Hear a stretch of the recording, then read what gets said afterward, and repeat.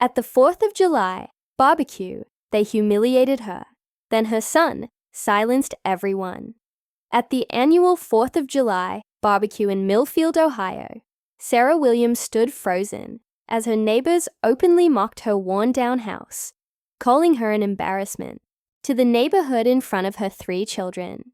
The sun beat down mercilessly on the community park as 38-year-old Sarah clutched her homemade potato salad, her hands trembling, while the crowd's laughter echoed around her. She had spent hours preparing for this gathering, despite working double shifts at the local diner. Yet her contribution seemed invisible compared to her faded jeans and the visible exhaustion etched across her face. Every year for the past decade, Sarah had attended this event with pride. Her family always among the most respected in the small town of just over 5,000 residents. But everything had changed when David left.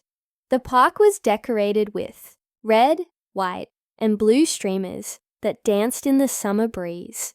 Children ran between picnic tables, covered in checkered tablecloths, while parents mingled, drinks in hand, catching up on neighborhood gossip. It should have been a scene of community and celebration, but for Sarah, it had become an arena of judgment. She stood at the edge of the gathering, hesitating to approach the food table, where several women she had once called friends now whispered behind cupped hands, their eyes darting toward her before quickly looking away. Melissa Parker, the head of the Homeowners Association, and Sarah's former high school friend, stood in the center of the gathering with a glass of lemonade in her manicured hand. Her voice carried across the park. "Sarah, honey, we were just saying how that broken fence of yours is becoming quite the eyesore for our 4th of July photos. Perhaps if you spent less time at that diner and more time on home improvements, our property values wouldn't be suffering." The crowd of neighbors snickered, some hiding their smiles behind plastic cups, while others openly stared at Sarah's faded sundress and scuffed shoes. Sarah felt the sting of tears threatening to spill as she looked down at the dish she had woken up at 5 in the morning to prepare. Just 6 months ago, her husband David had walked out, leaving her with 3 children, a mountain of debt, and a house falling into disrepair. Every day since had been a battle against foreclosure, against judgment, against the whispers that followed her at school pickups and grocery store visits. She wanted to defend herself, to tell them about the second job she had taken cleaning offices at night, about how she had sold her wedding ring to keep the electricity on, about how she cried silently in her car so her children wouldn't see. But shame locked the words in her throat. 10-year-old Emma clung to her mother's leg, burying her face in the fabric of Sarah's dress to hide her own tears. Her golden curls, so like her father's, were tied back with a ribbon that Sarah had salvaged from last year's Christmas presents. Emma had once been the most outgoing of Sarah's children, always ready with a smile or a song. But the past 6 months had dimmed her light. Now she moved through life cautiously, as if expecting the ground to disappear beneath her feet at any moment, just as her father had disappeared from their lives without warning. 13-year-old Michael stared at his shoes, his jaw clenched tight in the way it always did when he was trying not to cry. His growth spurt had caught Sarah unprepared, leaving him in jeans that were too short and shoes that pinched his feet. He had stopped inviting friends over after the electricity was cut off for 3 days in March, and the isolation had hardened something in him. Once passionate about baseball, he had quit the team rather than admit they couldn't afford the new uniform or the travel costs to away games. Now he spent his time at the library, losing himself in books about faraway places and different lives. But it was 17-year-old Jason who stood tall beside his mother, his eyes scanning the crowd of neighbors he had known his entire life. Neighbors who now looked at his family with a mixture of pity and contempt. Jason had been forced to grow up overnight when his father left, stepping into the role of man of the house with a quiet determination that broke Sarah's heart. He had given up his dream of attending Ohio State University in the fall, instead applying to the local community college so he could continue working his part-time job at the hardware store to help with bills. Sarah had protested, had insisted he follow his dreams, but Jason had simply hugged her and said, "Someone has to look out for us, Mom. Dad's not coming back to do it." The memory of that conversation burned in Sarah's mind as Melissa continued, her voice dripping with false concern. "We've been talking, and we think it might be best if you skip the neighborhood events until you can present better. The children's field day is coming up, and we want to maintain a certain standard for the community photos. You understand, don't you?" Sarah felt her face burning with humiliation as several neighbors nodded in agreement. Mrs. Foster, who had once brought casseroles when Emma was born, now whispered behind her hand to Mr. Wilson, whose son Jason had mowed lawns for every summer until this one. Even Mrs. Henderson, the elderly widow who Sarah helped with groceries each week, looked away uncomfortably rather than meeting her eyes. The weight of their judgment pressed down on Sarah's shoulders, threatening to crush her. She thought of all the nights she had sat at her kitchen table after the children were asleep, sorting through bills and deciding which ones could wait, which ones had to be paid to keep their lives from completely unraveling. She thought of the evenings spent searching for quarters between couch cushions so Emma could buy milk at school the next day.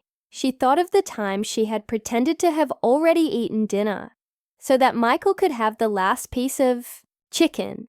She thought of the pride she had swallowed to apply for food stamps, only to be told they made just enough to be ineligible for assistance. And now, after all that private struggle, to be publicly humiliated, to have her worth as a mother, as a neighbor, as a person, questioned because of a broken fence and worn clothes. It was almost too much to bear. Sarah's hands tightened around the bowl of potato salad, her knuckles turning white with the effort of holding herself together. Jason stepped forward then, his voice steady despite his shaking hands. "Mom, can I have your phone for a second?" Sarah handed it over, confused, as Jason tapped the screen a few times before addressing the crowd. "Before anyone says another word about my mom or our house, there's something you should see." Jason pulled his tablet from his backpack and connected it to Sarah's phone, projecting a video onto the side of the park pavilion where the barbecue was being held. The neighbors turned, some curious, others annoyed at the interruption of their spectacle.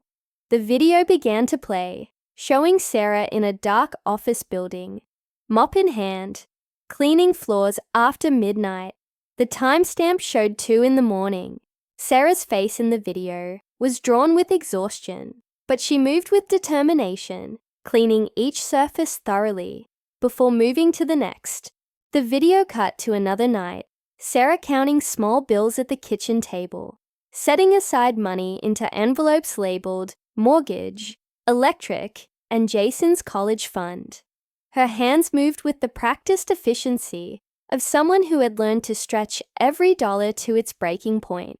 The camera zoomed in on her face as she opened an envelope marked emergency and hesitated before removing several bills and placing them in a new envelope labeled Community Fireworks Fund. The date stamp showed this had been happening for months. Then another clip, Sarah speaking with Mayor Thompson outside City Hall, handing him an envelope while saying, "This should cover the rest of what's needed for the fireworks. Please don't tell anyone it's from me. I don't want the kids to know we could have used this money for other things. They deserve one normal day where they can just be children enjoying the celebration, not worrying about bills or their dad or whether we'll keep the house." The mayor's face in the video showed surprise followed by deep respect as he accepted the envelope. Sarah, this is incredibly generous, especially given your situation. Are you absolutely sure? Sarah's response was immediate and firm. I'm sure. This town has always been about community. Just because we're struggling doesn't mean we stop being part of that community. The fireworks are for everyone, including my kids. Especially my kids. The park fell silent as clip after clip showed Sarah working through the night, falling asleep at the kitchen table over bills, making phone calls begging for extensions on payments, all while setting aside a portion of her earnings in an envelope marked Community Fireworks Fund. One particularly powerful clip showed Sarah selling her engagement ring at a pawn shop, tears streaming down her face as she signed the paperwork before stopping at the bank to deposit the money directly into the fireworks fund account. The final clip showed Sarah meeting with the fireworks company representative 3 days earlier, emptying her savings to pay the deposit that the town's budget couldn't cover. The representative could be heard saying, "Mrs. Williams, this is an unusually large personal contribution for a town event. Are you certain you want to do this anonymously?" Sarah's response, tired but resolute, "I'm certain. It's not about recognition. It's about giving my children and this town something beautiful to look forward to, something that brings us all together, even if just for one night." Imagine you're in Sarah's place. Would you stay silent or fight for justice? Tell me in the comments. Sarah stared at the screen in shock, unaware that her son had been documenting her late nights and early mornings. She had kept her second job secret, not wanting to burden her children with the knowledge of their financial struggles. And the fireworks fund, that was supposed to be anonymous, a gift to the community that had once embraced her family before. David left, and everything fell apart. She had never wanted recognition for her contribution, had never wanted her children to know the depth of their financial troubles or the sacrifices she was making daily just to keep a roof over their heads. Now, as the video played before the entire neighborhood, Sarah felt exposed. Her private struggles, her midnight tears, her moments of desperation and determination, all laid bare for the judgment of the very people who had been so quick to condemn her for what they could see on the surface. She reached for Jason, wanting to stop the video, to return to the privacy that had been her only shield. But he stood firm, his eyes never leaving the screen as the final moments played out. The last clip showed Sarah sitting on the porch of their rundown house, late at night, staring up at the stars, a rare moment of peace in her chaotic life. Her voice, soft but clear, spoke to the empty night. "We're going to be okay. Somehow we'll get through this. One day at a time, one bill at a time, one moment of joy at a time. David may have given up on us, but I never will." As the video ended, the park remained frozen in silence. The cheerful decorations seemed suddenly garish against the raw reality they had just witnessed. The carefully maintained social facades had cracked, revealing the true face of struggle and resilience that had been in their midst all along. Unacknowledged and unsupported, Jason put his arm around his mother's shoulders and addressed the silent crowd. "My mom has been working 2 jobs since Dad left, during the day at the diner and at night cleaning offices. When she heard the town didn't have enough money for the fireworks display this year, she started saving every single night for 6 months. She hasn't bought new clothes or fixed the fence because she was making sure this town would still have its 4th of July celebration, the same celebration where you just humiliated her." His voice broke slightly on the last words, the only indication of the anger that must have been burning inside him. Sarah put her hand on his arm, her instinct to protect her child overriding her own humiliation. But Jason stood strong. determined to finish what he had started. She sold her wedding ring, the ring Dad gave her 20 years ago when he promised to love her forever. She sold it so that your kids, his finger pointed accusingly at Melissa Parker, the self-appointed judge of their family's worth, and everyone else's children would have fireworks tonight. While you were gossiping about our fence, she was working until 3 in the morning, cleaning your husband's office building.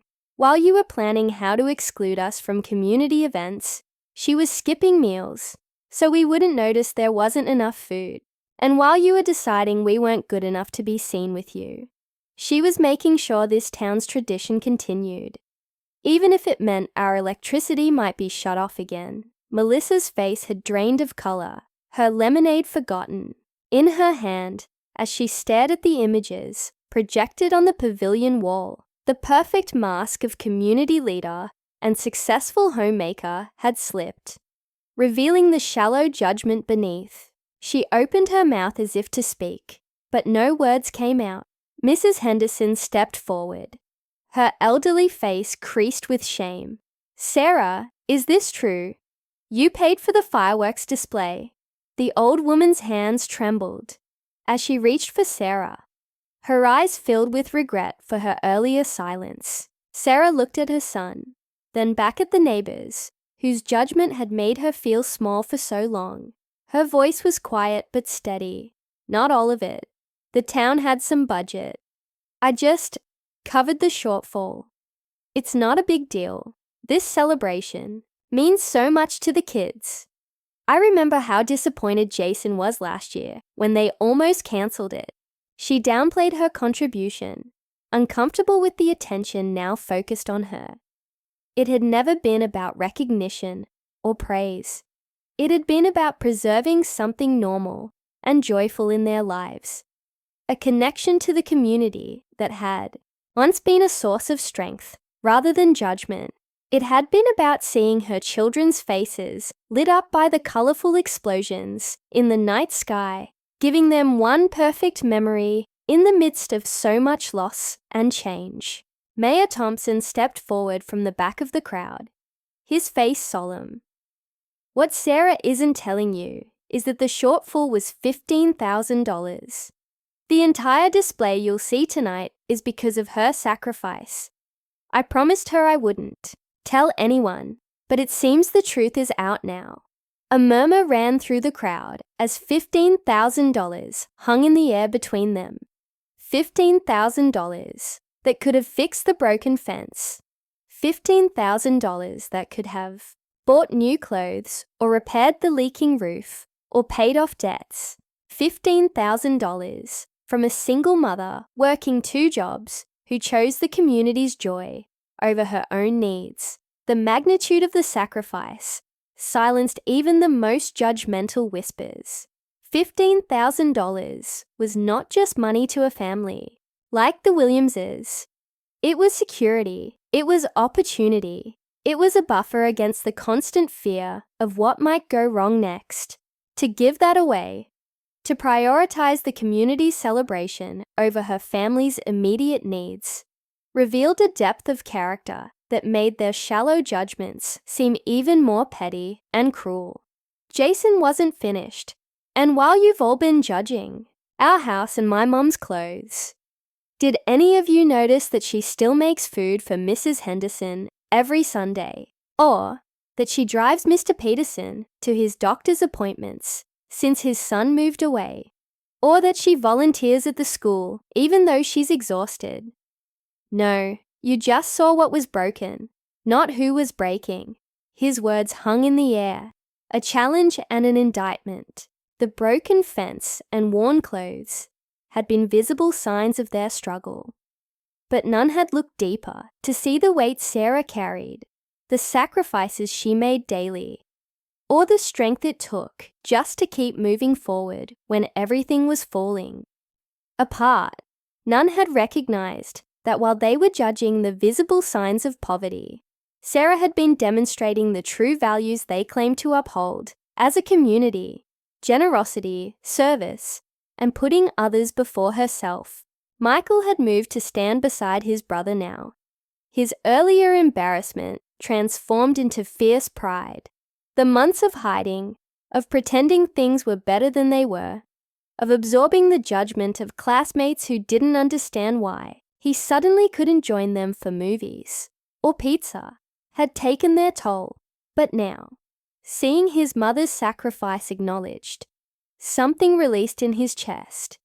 His voice, changing with adolescence, cracked as he added, "She makes sure we have everything we need for school, even when it means she goes without lunch. She pretends she's not hungry or that she ate earlier, but I've seen her give us the last of the food and then drink water to fill her stomach." Emma still clutched her mother's hand, but she stood taller now, her chin lifted in a mirror image of Sarah's own determined stance. Her small voice carried across the suddenly silent park. "My mommy is the best mommy in the whole world. She reads me stories even when she's super tired. She braids my hair every morning, even though her hands hurt from cleaning all night. She tells me that we're going to be okay, that we're strong together." Her honest child's assessment of worth, based on love and care, rather than material possessions, cut through the artificial values that had allowed the community to judge a family struggling under circumstances beyond their control. Mrs. Foster stepped forward, tears in her eyes. "Sarah, I had no idea. We had no idea." Her words seemed to break the spell, and suddenly there was movement in the crowd. Mr. Wilson approached with his toolbox. "I can fix that fence tomorrow, Sarah. No charge." His son, a teenager who had once played baseball with Michael, added, "And I can help. Maybe Michael wants to join us." The simple offer of inclusion, of normalcy, meant more than the repair itself. Mrs. Henderson approached with a trembling hand, outstretched. "My Harold was a roofer for 40 years. He left all his tools in the garage. They're yours if you need them. When I saw the water stain on your ceiling last time I was over for Sunday dinner, I should have said something then. I should have helped instead of gossiping." Her admission of failing a friend brought fresh tears to Sarah's eyes, not of humiliation, now but of relief that the pretense could finally end, that the struggle didn't have to be faced alone anymore. One by one, the neighbors who had moments ago participated in Sarah's humiliation came forward with offers of help, with apologies, with shamefaced acknowledgments of their cruelty. The community that had turned its back on a family in crisis now faced the consequences of that abandonment and found themselves wanting the realization that they had failed, not just Sarah, but the very values they claimed to represent. As a tight-knit town forced a reckoning that could not be easily dismissed, Melissa stood apart, her perfect summer dress suddenly seeming gaudy against the sincerity of the moment unfolding before her. Her husband, James Parker, the bank manager who had denied Sarah's request for a loan modification just 2 months earlier, approached hesitantly. "Sarah, I had no idea things were this difficult. Why didn't you say something when you came to the bank?" The implied accusation that Sarah's pride had prevented her from receiving help revealed his own need to shift responsibility. Rather than acknowledge his role in her struggle, Sarah met his gaze directly, her voice quiet but steady. "I did say something, James. I brought all the documentation about David emptying our accounts before he left.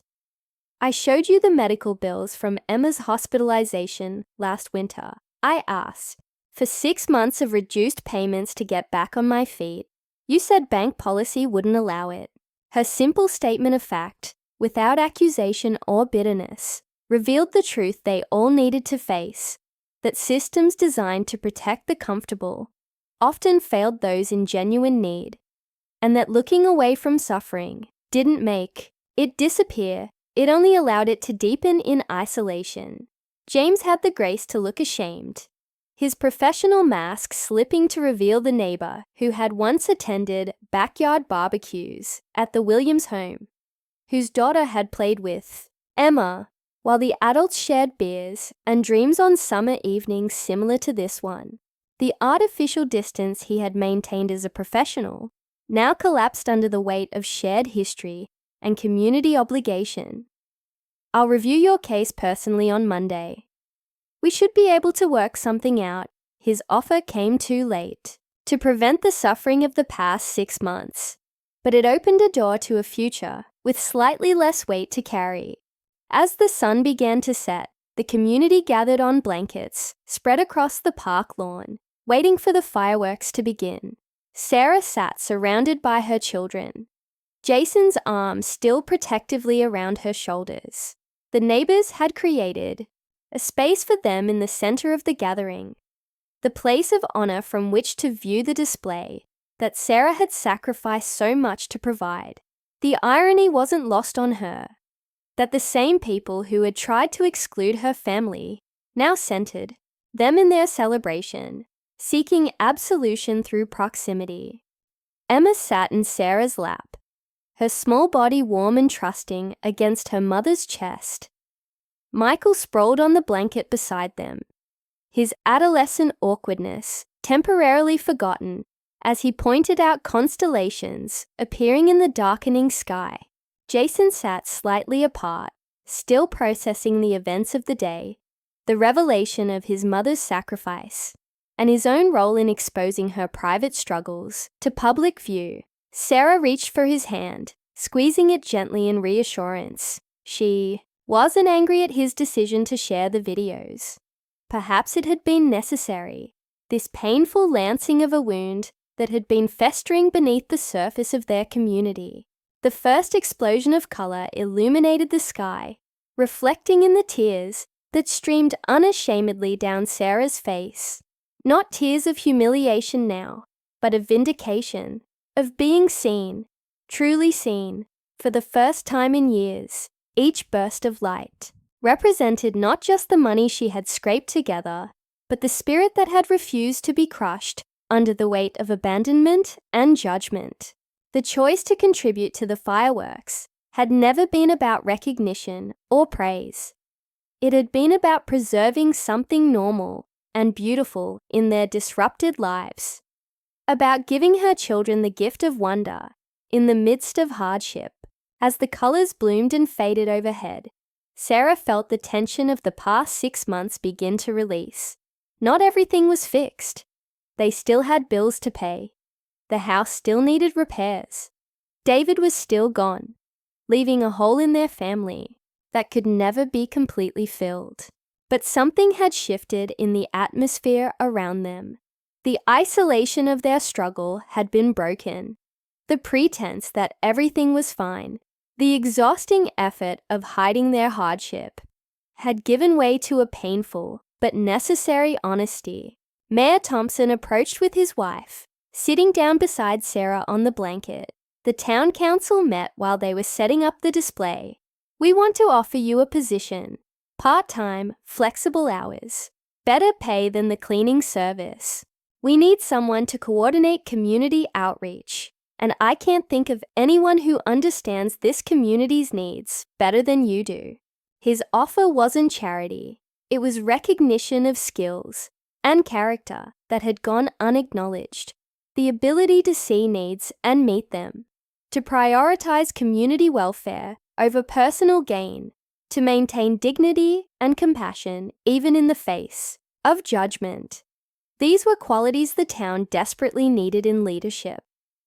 Sarah looked at the mayor, measuring the sincerity of his offer against the political expediency of appearing generous to a struggling family whose story might soon spread beyond the boundaries of their small town.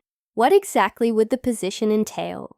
Her question wasn't a rejection, but a demonstration of the self-respect that wouldn't allow her to accept what she hadn't earned, regardless of her need. Mrs. Thompson, a retired teacher who had taught all 3 of Sarah's children, explained, "We've been wanting to establish better support systems for families in transition.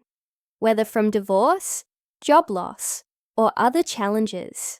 The truth is, the town has resources that aren't being utilized effectively because people don't know how to access them, or they're too proud to ask. Someone who's navigated these systems personally would be the perfect coordinator. The description of duties match Sarah's experience precisely, transforming her struggle from a liability to a qualification, her hardship into expertise that could benefit others facing similar circumstances. As the grand finale lit up the Ohio sky, Sarah felt something shift inside her. The broken pieces that had rattled around since David left seemed to settle into a new pattern, still broken, but beautiful in their resilience. Jason squeezed her shoulders, whispering, "I'm proud of you, Mom. Always have been." The simple affirmation from her eldest child, the one who had shouldered so much of the burden alongside her, meant more than all the apologies and offers of help from neighbors who had failed them when it mattered most. The crowd gasped as the final barrage of fireworks exploded overhead, a symphony of light and sound that Sarah had made possible. Emma clapped her small hands in delight, her face illuminated by the sparkling display. Michael, who had grown so serious since his father left, smiled up at the sky with wonder in his eyes. And Sarah, watching her children's joy, rather than the fireworks themselves, felt a sense of peace she hadn't known in months. The gift she had given the town had returned to her family threefold, not just in the restoration of their place in the community, but in the relief of no longer carrying their burden alone.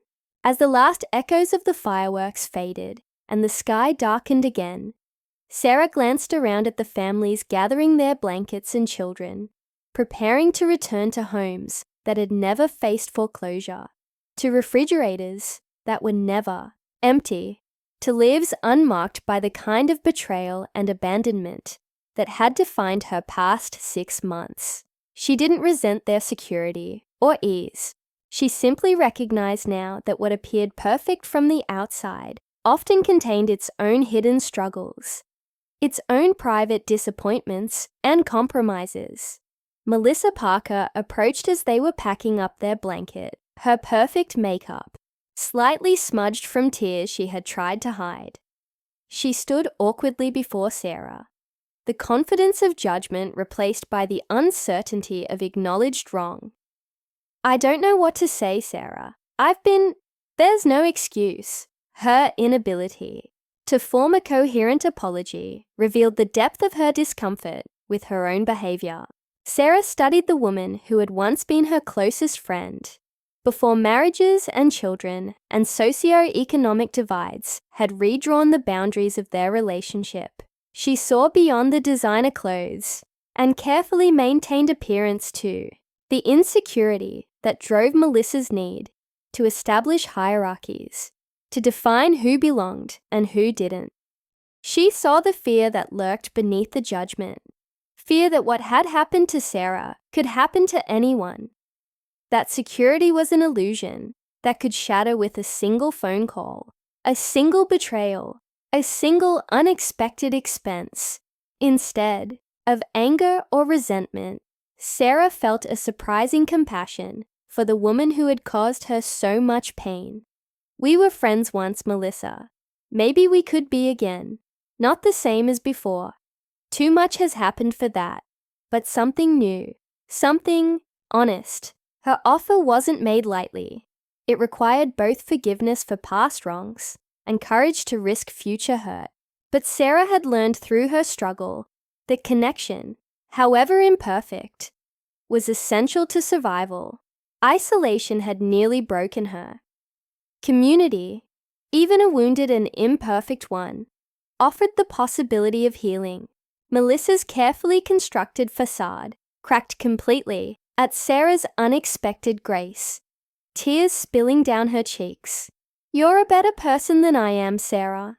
I don't know if I could forgive so easily if our positions were reversed." Her admission revealed a self-awareness that offered hope for genuine change, for the possibility that the day's revelations might lead to transformation beyond surface-level charity or temporary guilt-driven generosity. Sarah gathered her children, leading them toward the car that had been on the verge of repossession just last week before her extra cleaning shifts had earned enough to make the overdue payments. As they walked, neighbors called out goodnight, offered specific help for the coming week, made plans that included, rather than excluded, the Williams family.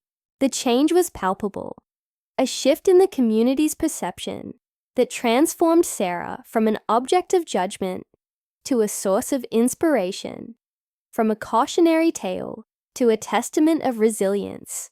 The next morning, Sarah woke to the sound of hammers and voices outside her window. Stepping onto the porch in her robe, she froze at the sight that greeted her. At least 20 neighbors had gathered on her lawn, carrying tools and materials. Mr. Wilson directed a team working on the fence, while Mrs. Foster's husband was already on a ladder examining the roof. 3 teenagers from the high school were painting the peeling porch railings, supervised by their parents, who had brought coffee and donuts for everyone. Mrs. Henderson sat in a lawn chair, sorting through a box of children's clothes she had brought for Emma, while Michael helped unload lumber from Mr. Thompson's truck.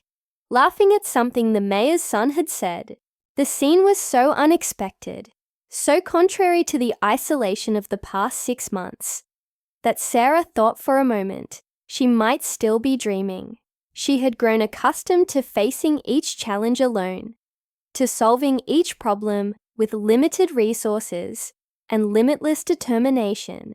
The sight of her community, the same community that had judged and excluded her, now gathered to support her family, left her momentarily speechless. Jason appeared beside her, handing her a cup of coffee. They started showing up at 7 this morning. I tried to tell them to let you sleep, but they were pretty determined. His tone was cautious, aware that his actions yesterday had led to this moment, uncertain whether his mother would welcome such a public response to their private struggles. Sarah sipped the coffee, buying herself time to process the conflicting emotions that surged through her. Gratitude for the help they genuinely needed, discomfort with being the center of attention, pride that refused charity while accepting community, hope that this represented genuine change, rather than temporary guilt assuagement. Finally, she squeezed her son's arm. You did the right thing yesterday, Jason. It wasn't easy, but it was right. Sometimes the truth needs to be spoken aloud, even when it's uncomfortable, maybe especially then. Her words released the tension he had been carrying since his impulsive decision to share the videos. He had acted out of love and outrage, unable to stand by while his mother was humiliated, but uncertain of the consequences his actions might bring. Her approval validated his choice, affirming that sometimes protection meant not hiding the truth, but revealing it, forcing others to confront it, their own role in creating or perpetuating suffering. Melissa Parker stood awkwardly at the edge of the yard, designer sunglasses pushed up on her head, looking out of place among the working crowd. When she saw Sarah on the porch, she approached with hesitant steps. I brought muffins and an apology. I've been unkind. Seeing what you did for the town, what you've been doing for everyone, while I've been complaining about property values. Her voice trailed off as Sarah descended the porch steps. For a moment, Sarah remembered their high school days, before marriages and children and status became the measuring sticks of their worth. Before Melissa married the bank manager, and Sarah fell in love with a man whose charm masked his weakness. Before life pulled them in different directions and turned friendship into judgment, the memories weren't clouded by nostalgia. Sarah recognized, now that the seeds of their divergence had been present even then. Melissa's concern with appearance and status, Sarah's prioritization of authenticity and connection. But there had been genuine affection too, shared dreams and secrets, support through teenage heartbreaks and family conflicts. Sarah took the basket of muffins with a nod. Thank you, Melissa, for these and for coming. Her words were simple, neither absolution nor rejection, just acknowledgement of a first step. The road to rebuilding trust would be long, requiring consistent action rather than a single gesture of contrition. But it was a beginning, an opening where before there had been only the closed door of judgment. As the morning turned to afternoon, the transformation of the Williams house became a community project. Neighbors who had ignored Sarah for months now worked side by side to repair what was broken. Children played together on the lawn, while parents shared stories and laughter. Someone brought a grill, and the scent of cooking food filled the air, reminiscent of yesterday's barbecue, but infused now with genuine connection rather than pretense. Mrs. Henderson sat with Sarah on the newly repaired porch steps, watching the activity with the perspective of her 87 years. You know, in my day, this is how communities always functioned. When someone faced hardship, everyone stepped in, not because of charity, but because of understanding that any of us could be next. We've lost that somewhere along the way, gotten so caught up in appearances and property values that we forgot what matters. Her weathered hand patted Sarah's knee. Maybe your courage will remind us. Sarah hadn't thought of herself as courageous. Desperate, perhaps. Determined, certainly.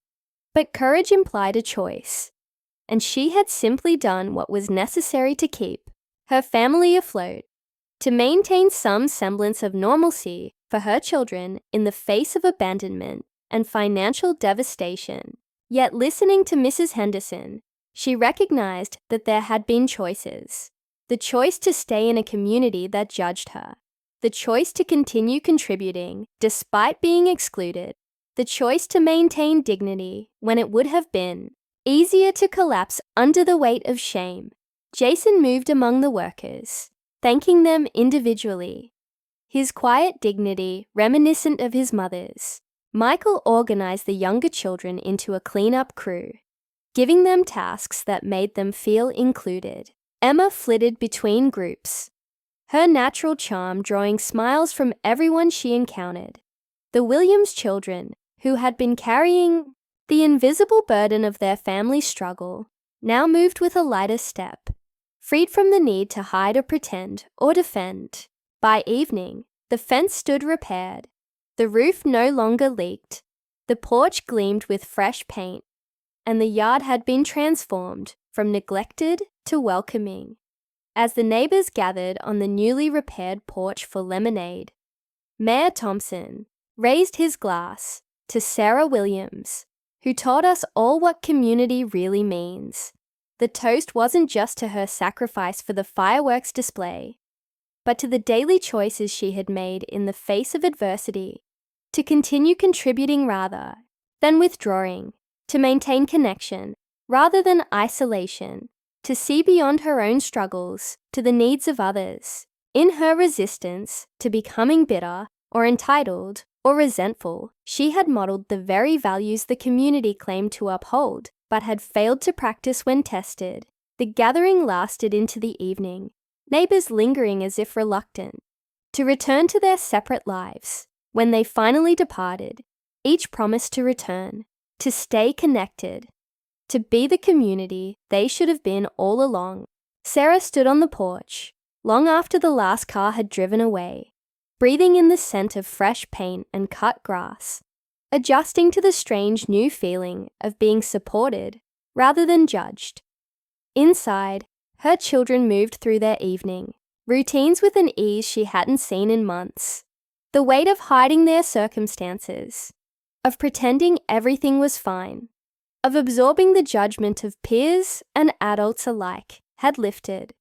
They still faced challenges. Financial recovery would take time. Emotional healing from their father's abandonment would be ongoing, but they no longer faced these challenges alone or under the burden of community judgment. Later, as Sarah tucked Emma into bed, her daughter asked sleepily, "Are we going to be okay now, Mommy?" Sarah brushed the hair from her daughter's forehead, considering the question with the honesty it deserved. They still had bills to pay. David was still gone. Life would still be hard in many ways, but something fundamental had shifted. Sarah smiled at her daughter. "Yes, sweetheart, we're going to be okay. We always were. It just took a little fireworks for everyone to see it." The simple truth of her words settled over them both like a blanket.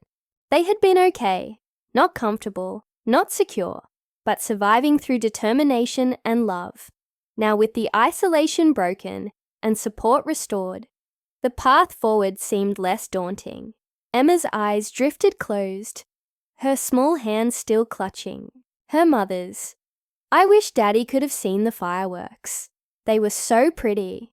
The innocent comment pierced Sarah's heart.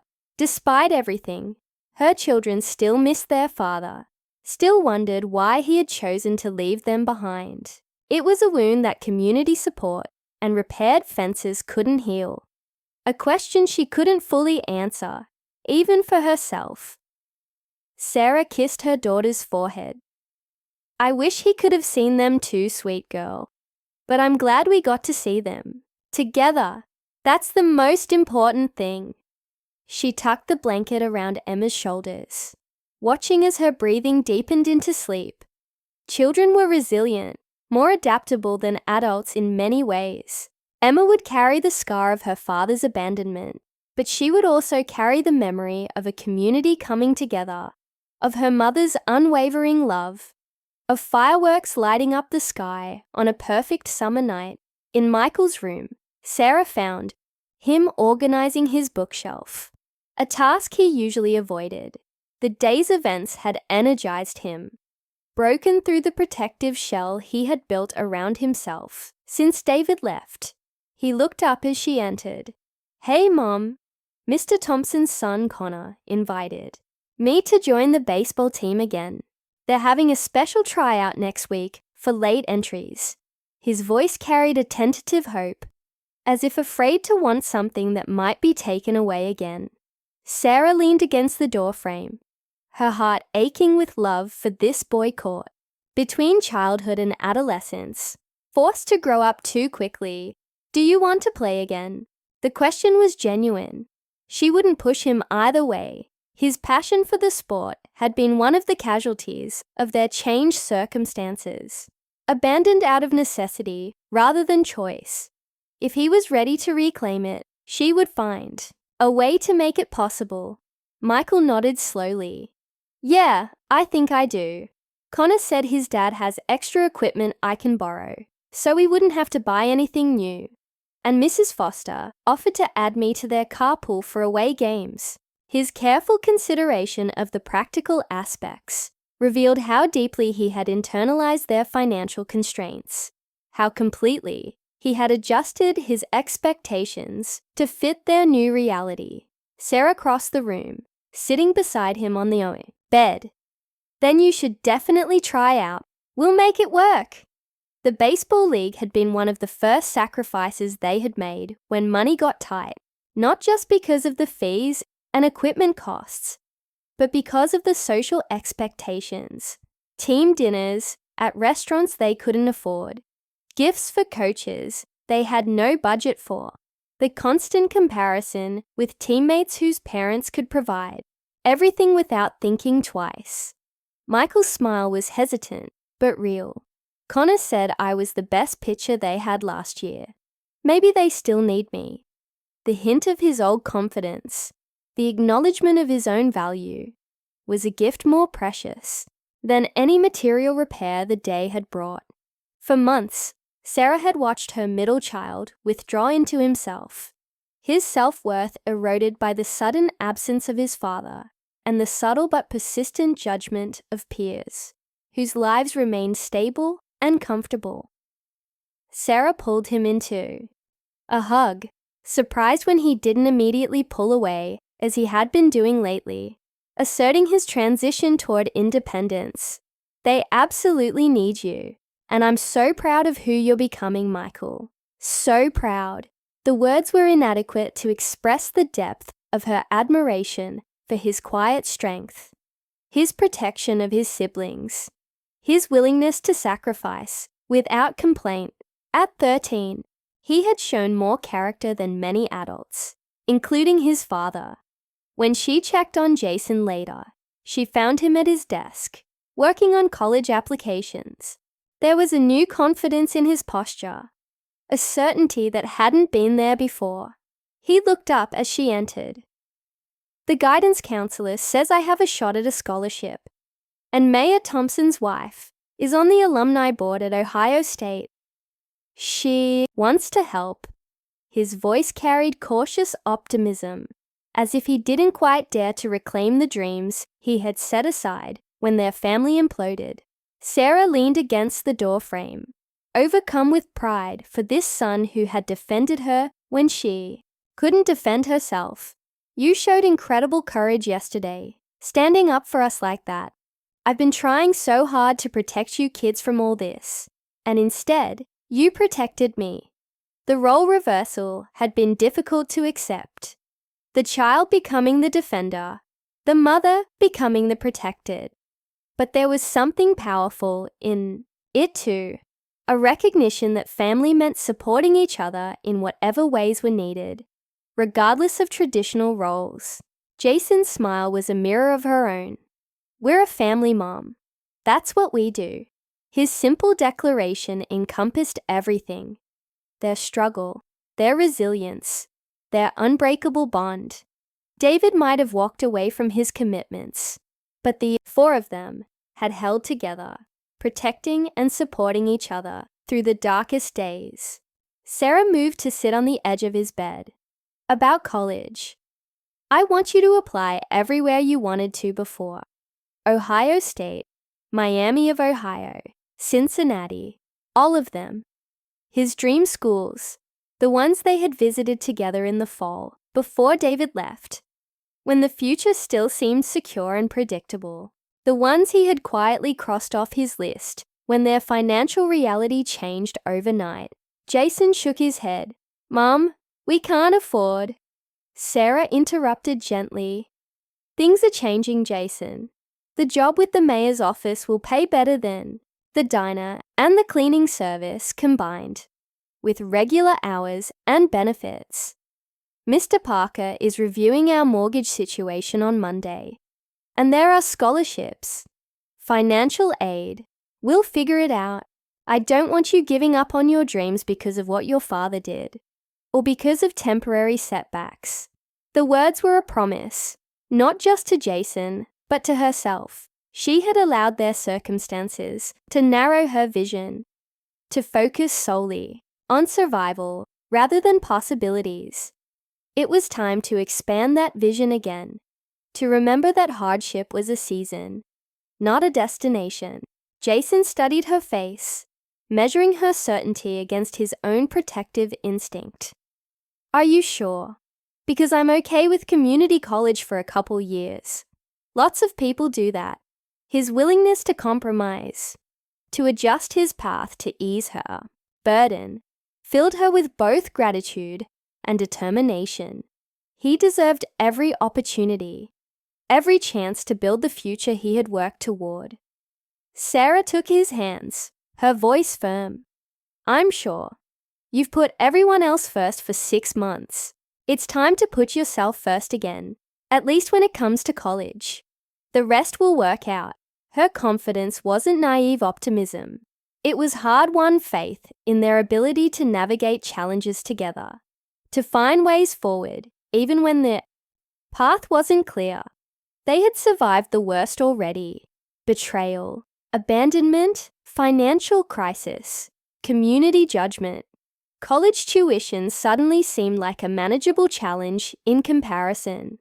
As Sarah finally lay in her own bed that night, the house quiet around her, She realized that the shame that had been her constant companion for months had finally lifted.